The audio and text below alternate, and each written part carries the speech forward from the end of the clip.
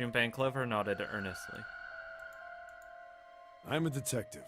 It's a little awkward to say this about myself, but you could probably consider me a lone wolf type. Never would have guessed. I hold to my own code, as I think doing what's right is more important than doing what you're told. I may or may not agree with that. That's why I followed my gut that night. A slim lead brought me to the wharf. It was 9 years ago. The wharf had been cold as fuck, and I could barely see squat. I was investigating a mess of kidnappings, all of them children. They'd all had one thing in common. A history of visits to one particular hospital. A hospital under the management of Cradle Pharmaceuticals. My investigation had turned up evidence that Cradle had been involved in the kidnappings. After a little sweet talking, I managed to finally get a real lead from someone inside Cradle. Yeah, sweet talking. My source told me this. Tonight, a ship is set to take the children to a large passenger liner docked offshore. So I headed to the wharf. In the shadows, I searched the harbor until I found the ship he was talking about. There was a bunch of movement there. Men in black suits, many of them were carrying large bags. The bags. There was something about the way they moved as they were carried. No doubt about it. There were human beings in those bags. I moved before I realized it. I came out of hiding with my gun already in my hand. Don't move. I felt metal touch the back of my head. Drop the gun. I could kill you right now. It'd be easy to get away with it, too. Thanks. Just tie an anchor to your feet, and no one would find you for a week. Oh, thanks, buddy. That what you want? The fish here would love a meal. I wouldn't like to be their meal. I kept digging the cold metal thing into my skull. There was nothing I could do. Did what he said and laid my gun on the ground. Then suddenly, there was a sharp pain in my neck. A needle. A drug? That was my last thought. My face hit cold concrete. I was out like a light after that.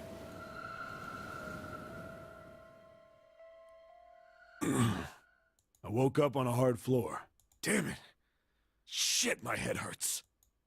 I did a quick once-over of the room. Where am I? A small, shabby bed, a dirty sink, a toilet with no privacy. Ah, that's not too bad. I'd seen it countless times as a cop. And it's a jail cell. I'm in a cell, huh? Facing the toilet was a door set into the wall. I was still pretty woozy, but I made my way over to it. I pushed and pulled on it, but...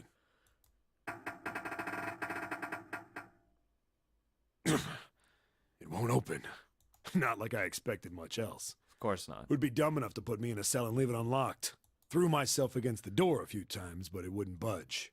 I knew it. Poor door. I gave up and made my way back to the bed, and sat down.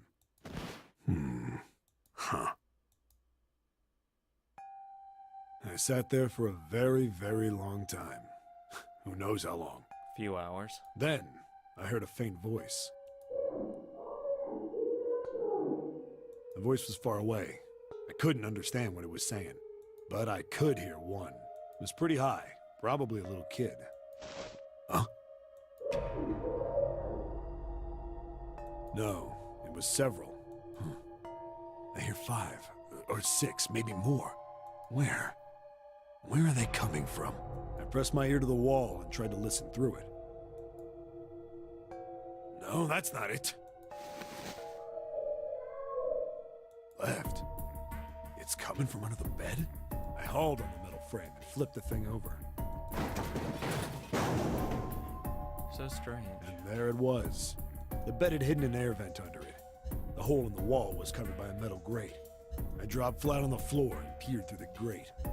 I couldn't see shit, but I knew it in my gut. This was where those voices were coming from.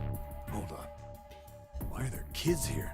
But then what my inside man told me popped into my head. Tonight, a ship is set to take the children to a large passenger liner docked offshore. Whoa, whoa, whoa. Am I on that ship? Hell yeah. It didn't matter.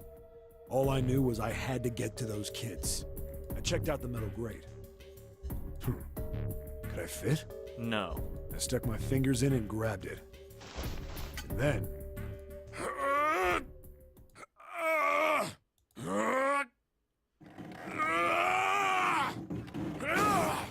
God, I would be afraid to face him in any kind of, Yeah!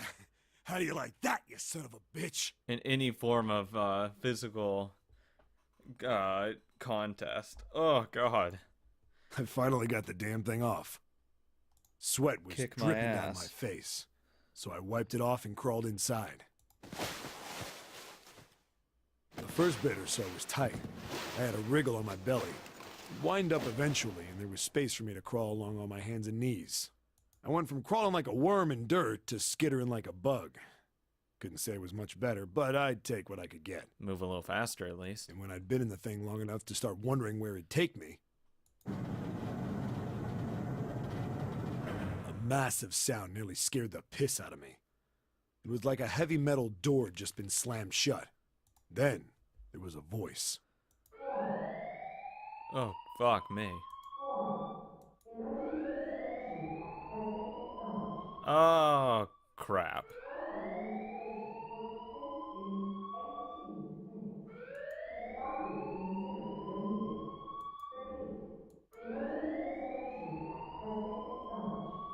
What?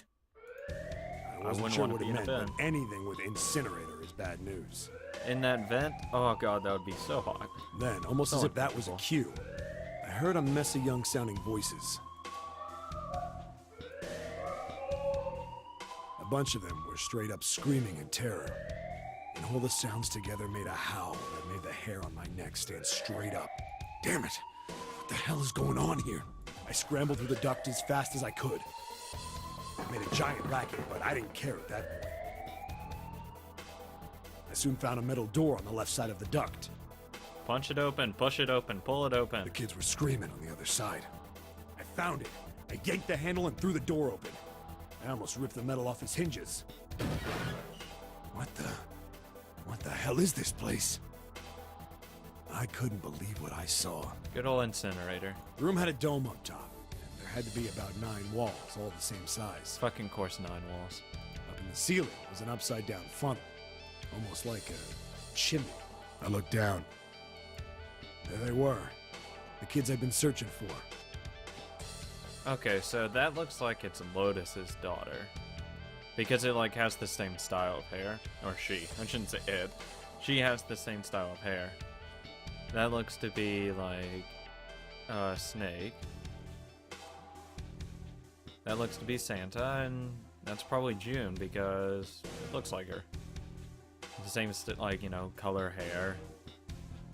And they've shown a picture of her when she looks small, and she didn't look like that, I guess. They all gawked up at me, suddenly silent, for the moment, from surprise and fear. Scared of the room or me, I couldn't tell. Probably both, actually. Not like I can blame them running into a mug like this when they're already scared shitless. I snorted at my own dig at myself and turned to the kids. Don't worry, kids, I'm not your enemy. I'm one of the good guys. Oh, good guys. All of them stood there, frozen. Well, except one. He was a boy, slightly older than the others, in a private school uniform. Definitely Santa. Who the hell are you?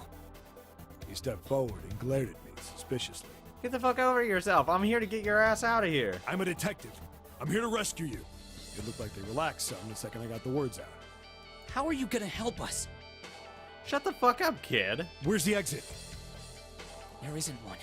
The doors we came in through won't open, and the door over there... He kind of cut himself off. I think he was considering something before he changed his mind. Anyway, there's no point. We can't all get out of here. If we don't get out of here, we're gonna be burned to death. Burned to death? Can't you hear it? That voice said the incinerator's gonna start up soon. So... 15 minutes? The voice spoke again. Incineration will begin in 15 minutes. Hey, guessed it right. I mean, it said 18, and I moved it. Yeah. I doubt it would only take him a minute to get through there. They only had 15 minutes. That's not too bad. I looked back down at the kids. Quarter of an hour. Looks like a good 20 or 30 feet to the floor. No way I could pull them up. Too big of a distance for any of us to reach. What the hell was I gonna do? But then I got an idea. Wait right there. I'm gonna be right back. No. What? Where is he going? Are you just gonna leave us here? They just got frightened again. obviously. I'm not the best at that kind of thing, but I tried to reassure them with a smile. Don't worry, all right? I'll be back, I promise. So just stay calm and wait right there. Got it? I didn't wait to hear them respond. There wasn't time. I had to hurry. Well, as fast as a guy could on his hands and knees. Didn't take me long to get back to my cell. Still no way out of there, but I had a plan. I needed something from the room. What? When I got it, I dove back into the hole and took off towards the incinerator. What, do you fucking take like a toilet lid? The Then- hell? Sorry to keep you waiting, guys. I tipped out the doorway and dropped down the rope I brought with me. Rope. Back in the cell, I'd torn the bed sheets into strips and tied them together to make a rope. It was sloppy, but it got the job. God, you're fast. All right, just tie that around yourself, okay? I'll pull you up one at a time. Right. Wait a sec. Something was off. There were more of you before. Where'd the rest of you go? The boy in the uniform answered. I let them go on ahead. We opened the number 9 door and they left. What? What? You're telling me you opened that door? That's what I said. Then what the hell are you doing here? Fuck off, Santa. We couldn't go with them. Why not? Yeah, really. Look, the only people who can go through the numbered door. Yeah, that's really not important. There's a lot of rules. He was in the middle of explaining when... Incineration will begin in 1 minute. 5 minutes. Oh, okay, no, it took him 10 minutes. That's reasonable. The wall shook a bit from the voice bouncing around. Look, that can wait, all right? Just get us out of here. Right! I grabbed onto the rope. The first one I pulled up was a girl with a ponytail. Next was a girl with a red necktie. A boy in a jacket came after. He said he'd climb up on his own. The boy in the uniform at the last up. Yeah, of course, fucking Snake saying, "Oh, I got this. Don't worry about me." God damn it, Snake. Like the other kid, he climbed up the rope himself. He looked pretty scrawny, but I guess he was stronger than he looked. He moved fast, but when he was almost to me, Hurry it up. we heard some knocking. Everyone looked at the door. It had a thick, square window set into it. On the other side, an angry face was staring in. Oh, God. God damn it! What's going on here? Nothing, sir. Why is the room empty? Where the hell are those fucking kids?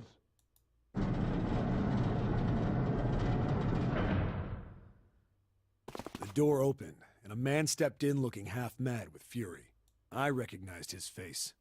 I saw him many times in photos during my investigation. Fucking hung. The man's name was Gintaro Hongo, the CEO of Cradle Pharmaceuticals. Hongo saw the boy hanging from the rope. Yeah! Bye. It was like he was an animal. He lunged for the rope. Hurry! I know. The boy in the uniform booked it up the rope. You son of a bitch! Get back here, you little shit! No, thank you. 15 feet. 10. The second I could reach the kid, I grabbed him. I hauled him up and tossed him into the duct behind me. No! No! Bye. Hongo had lost it. His face didn't even look human. It was like the bastard pulled off his fake face. He was really a terrifying devil or some kind of damn monster. Shit. I quickly reeled in the rope, leaving a furious Hongo yelling at me from the floor. You fucking bastard! You won't get away with this! How dare you compromise this experiment! Yeah, I can experiment. I see. Experiment? What experiment? 1 minute. Incineration will begin in 1 minute. There you go. Hey, old man! What the hell are you doing? Hurry up! Hell no. I want to beat this guy's ass. The boy in the uniform was trying to get my attention. I may have thrown a salute in the raging asshole's face before I closed the door behind me. Huh. No point to going back to the cell, so we went down the other direction instead. There's another direction? After about 30 feet, we came across another duct on the left. This one was heading down. Everybody nodded and took turns sliding down it. The duct emptied us out into a narrow hallway. I'd hope that 7 would go first. There was a door on either side. The one on the left was a normal double door. But the one on the right was familiar. Oh, it's the other side. It had black and yellow stripes, and a device next to it on the wall. A plate on it read, Incinerator. Incinerator? Yeah, that's where we were. It was the girl with the red tie who answered me. We were inside an incinerator? No shit. Yeah, Hongo might still be there. It looks like it's been shut off, though. Wait, what? If he's still in there, Yeah, that's not good. that meant we better. We gotta get out of here. Go to the other door, hurry! Yeah, hurry it up. Go. Kids started running, and I was close on their heels. On the other side of the door was a large spiral staircase. Run! Didn't need to tell them twice. We went up and up and up. Our feet pounded the steps, our arms pumping fast. We went round and round and round. The devil was on our tail. The stairway kept going. We passed a couple of landings when the boy in the uniform suddenly spoke. Something's up. Akane's not catching up to us. What do you mean? Akane? My kid's sister. The girl with the red necktie. Akane. Akane. That's strange. I didn't remember seeing that name on the list of missing kids. That's even weirder. Hey! Akane! He kept his hands around his mouth and yelled. Maybe we outran her. The boy in the uniform skidded to a stop. I stopped too, and so did the other two kids. What the hell? You didn't wait for you didn't go last? Oh my god, dude. Oh my god. You really didn't just follow them up? That's what I would do. You're the big man. Let them go in front of you and you just bring up the rear. If she's tired, pick her up and keep running. When did we do that? Well, we passed a couple big rooms on the way here. Maybe she took a rest in one of them? Is she a dumbass? No, that's impossible. Sorry, Grandpa. You keep going. I gotta go look for her downstairs. Fucking grandpa, who the hell do you think you're talking to, Turn buddy? to go. Hey, kid, wait! God damn it, I said wait! I don't think the kid even heard me. Fuck! Fuck. I spun around to the boy in the jacket and the girl with the ponytail. Keep going. I'm going after him. You two keep going, all right? You got it? The girl nodded and ran up the stairs. But the boy, I'm going with you. Fuck off, Snake. And I knew it was Snake. I didn't have time to argue. I just nodded and took off down the stairs. Oh, and go figure that Lotus's daughter would just keep going. Oh my god, all the kids are just like themselves. Or at least the kid, her kid, is just like her.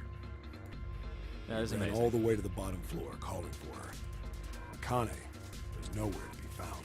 God, I was actually I was semi-hoping that Akane would be like Lotus's daughter to like one of the twins. It would be like, whoa, this is weird. God damn it, where the hell did she go? Just because it would add a very interesting I dynamic. could tell the kid was frustrated. And then suddenly, Why were you behind us? we heard a girl's voice. Akane! The boy in the uniform threw open the door and leapt into the hallway by the incinerator. We rushed in after him. I couldn't for the life of me believe what we were seeing. What were we seeing? That bastard Hongo had Akane by the arm and was forcing her into the incinerator. Come on, goddammit, move! Oh yeah, that's definitely June.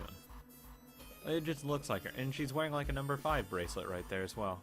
Weird. Making Junpei wear it? Weirder. No, I don't want to! Let me go, please! Let go of me! She planted her feet squarely on the floor and was struggling to get away.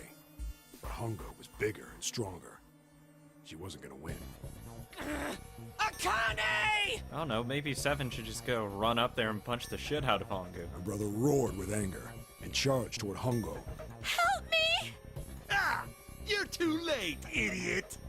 Hongo lifted Akane bodily into the air and threw her, still fighting him, into the incinerator. God. Before we could even blink, Hongo had leapt through the door after her. We saw him land inside.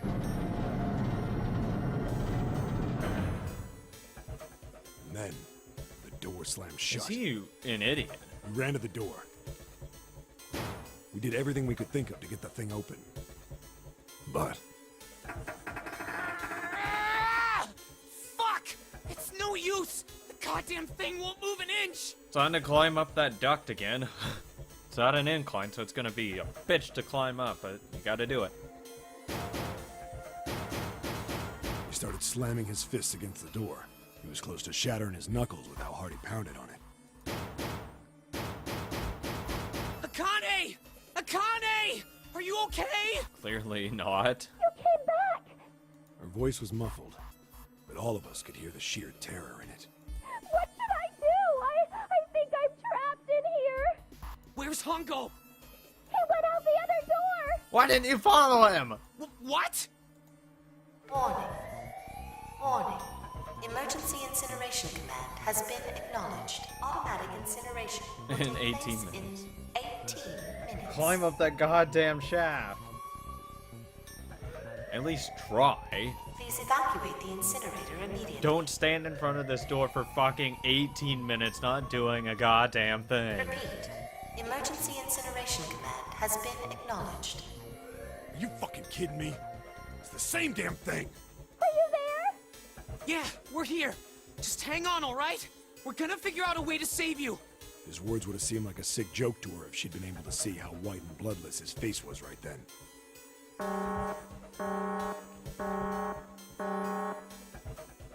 Incineration will begin in 17 minutes. Do something. Please help me. Okay, it's been 1 minute, Akane. Please calm down. I'm really scared. I don't want to die, please. I don't want to die. I don't want to die. Well, to be fair, no one really wants to It's die. gonna be all right. I'll figure something out. I promise. I promise, okay? You hear me? I promise. Generally speaking. Especially once they've been thrown into an incinerator. It was torture listening to her sobbing on the other side of the door. Climb up the dock! Do something! Try! Her brother was nearly crying himself. He could only stand there, fists clenched so tight his knuckles were white. Don't tell me you waited. You waited. They waited for the fucking entire time and didn't think about going. Oh my god. It was silent. All they could do was hear the creaking of the boat as it shifted in the water. Unless literally it was a straight drop. And if it wasn't a straight drop, there's a possibility that you could climb up that duct. Because it is just ducking after all. It's not like it's going to be made out of titanium. Come on. They waited and waited. But Seven didn't continue. What happened then? Junpei couldn't wait any longer, he had to know. Seven looked at the Come floor. on, man. Put yourself in my shoes. It doesn't end good. You think I want to remember that? Then... Yeah. Shit. If I'd known it was gonna be like this, I almost wish I hadn't remembered. Seven shook his head. But there was something Junpei had to know. Hey, are you sure? Huh? Look, I don't want to ask this either, but there's something I don't get. So if you could just tell me, did that girl, Akane, really... Seven stared straight ahead at nothing. Yeah, I'm sure. There wasn't anything we could do. After a while, the countdown ended, and we heard something burning. Ew. The fire stopped, but we still didn't move. Me and the jacket kid were frozen. The boy in the uniform collapsed as if he couldn't hold himself up anymore. A few minutes passed. The door opened. I'm not going in there. Fuck that. The boy in the uniform tripped over his own feet running in. We followed, too numb to speak. The air in the incinerator was hot. I'd imagine it'd smell really bad as well. Every breath made my lungs feel like they were on fire. It was like standing on hot asphalt. The air was wavering, and in the middle of the room, there it lay. The kid's legs were shaking so bad, I don't know how he managed to walk. I couldn't see his face, but his body somehow looked empty. Finally, he reached it. He fell to his knees as his legs gave out on him. What's it? And then...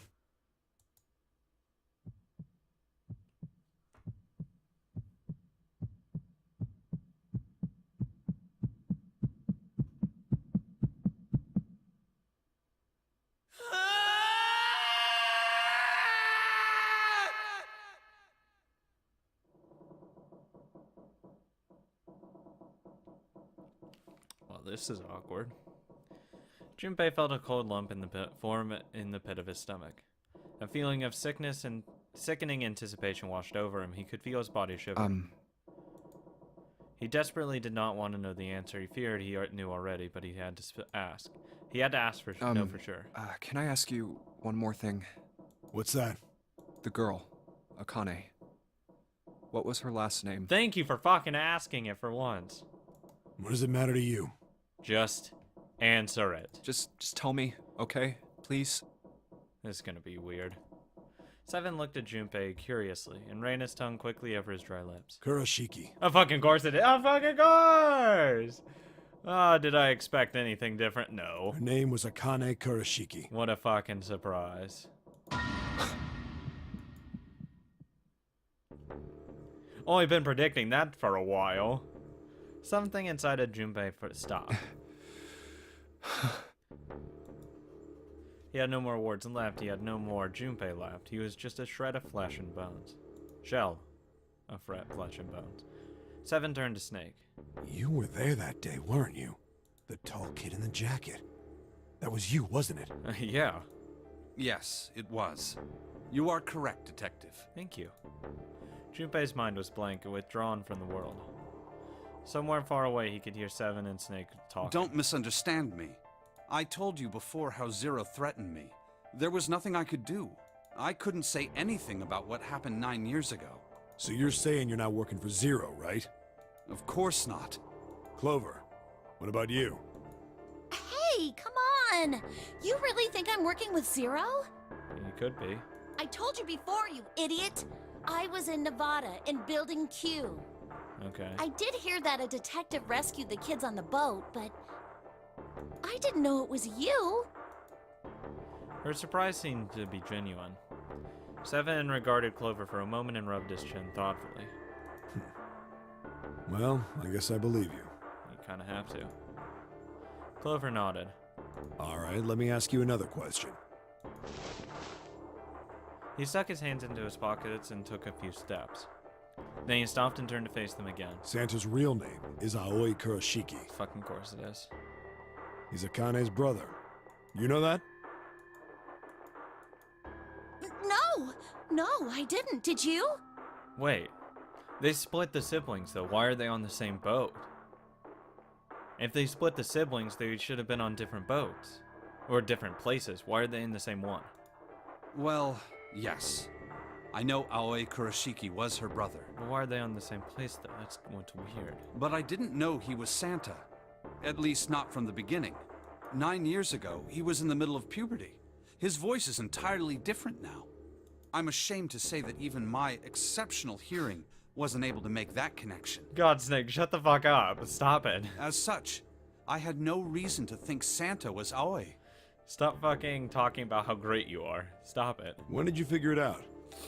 Oh, I don't know. Clover told me that Santa might have been one of the subjects of the initial experiment. Oh, there you go. It was only a short while ago, while we were leaving the library. When she told me that, I had a feeling. Santa is Aoi?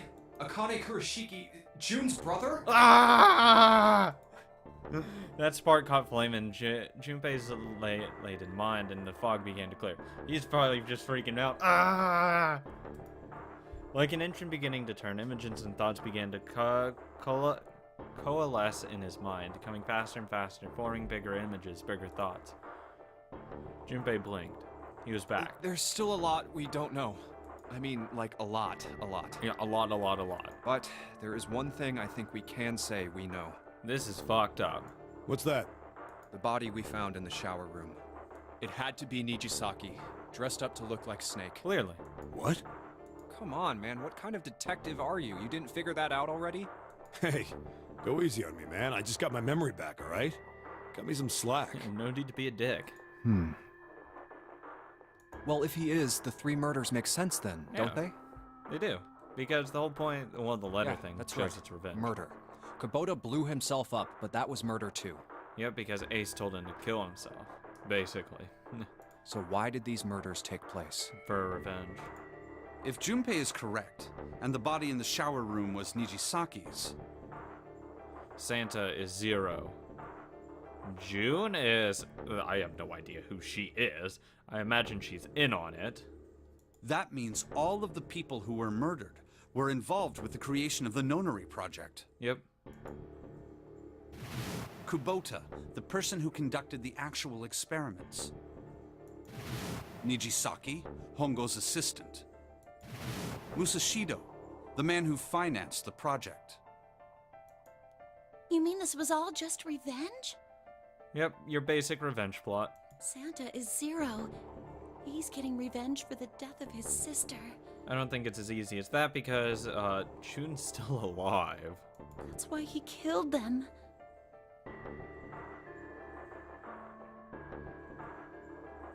No, I don't think Santa actually murdered anyone. Clearly not. In fact, Junpei didn't think he knew. He couldn't explain why or how, but he had no doubt that Santa had killed no one. No, because the whole point was that the CEO had to kill these people. Perhaps the madness of the last several hours was finally driving him insane, but Junpei had ceased to be surprised at this sudden knowledge and had even begun to accept it. If I'm right, then it's not hard to figure out who the next victim's gonna be, is it? Yeah, it's Ace. I'm pretty sure I don't have to tell you. Yes. Yep. Right. Snake, Clover, and Seven all nodded. The next target will be Gentaro Hongo. Yep. The person who planned the Nonary project. In other words, Ace. That's terrible. He's a fucking bastard of a man. There was a moment of silence. What? That's awkward. And then the room shook. From far away, they heard the sudden rush of water. Time's up. What the hell's going on here? Time is up. It must be 6 a.m. Our time is up. Shit! Come on, we need to get out of here. Running. How? In the drawer that held the picture was a key card. Junpei grabbed it. I'm betting this sucker opens the exit. Pluto key card. Come on, let's go. Or the Zero key card. Whatever. New material has been added. Key card 0.